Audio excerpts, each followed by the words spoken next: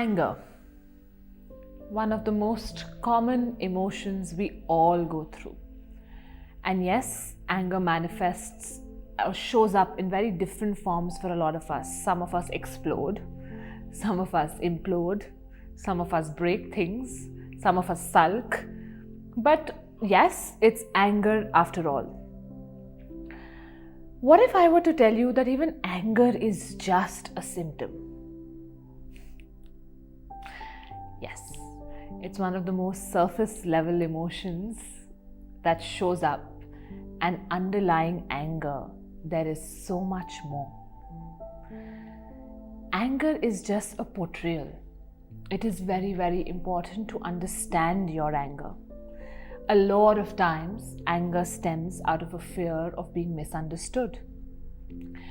A lot of us are not okay to confront our grief, our hurt, so we get angry. A lot of us don't like feeling insecure, so we feel angry. So many times we are actually guilty of having done something wrong, so we get angry. So do you understand that anger is the beautiful mask we put on because it's actually easiest to get angry? Why? Because it's easy to blame someone else, no? It's easy to have an outward projection and said, you, not me.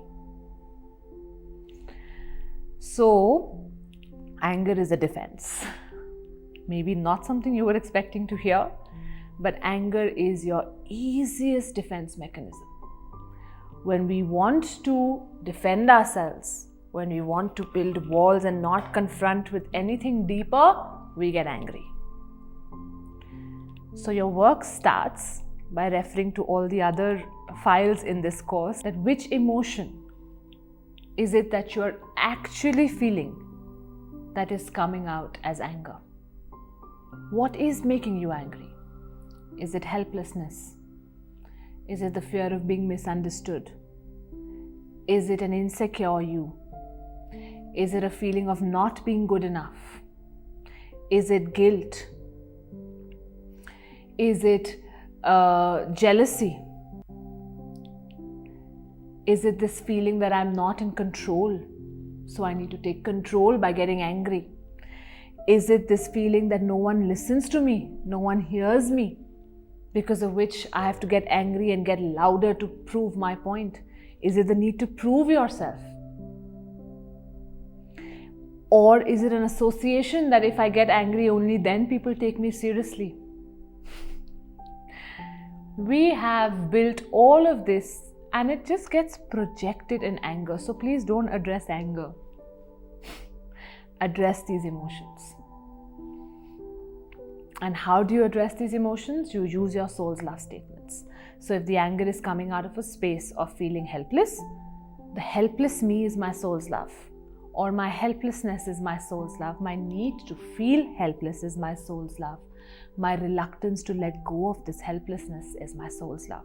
So we use it at 3 layers, okay? One is the emotion itself, so helplessness, my need for that emotion, and my reluctance to let go of it.